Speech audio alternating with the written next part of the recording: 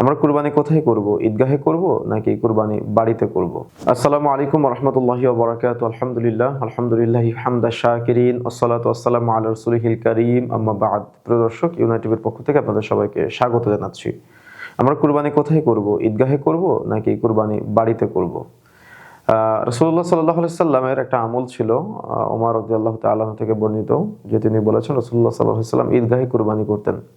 অর্থাৎ যেখানে ঈদের সালাত আদায় করা হয়, সবাই কুরবানির পশুটাকে সেখানে নিয়ে যেতেন এবং রাসূলুল্লাহ সাল্লাল্লাহু আলাইহি সাল্লাম সহ সাহাবায়ে কেরাম ঈদের সালাতের পরে ওই ঈদ মাঠের ঈদগাহের পাশেই কুরবানি করতেন।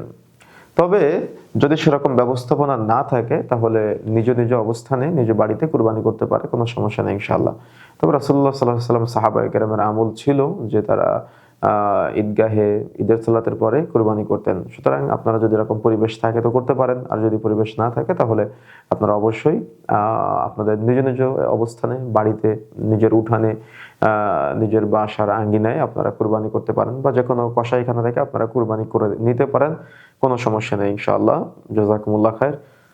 আসসালামু আলাইকুম ওয়া রাহমাতুল্লাহি ওয়া বারাকাতুহু।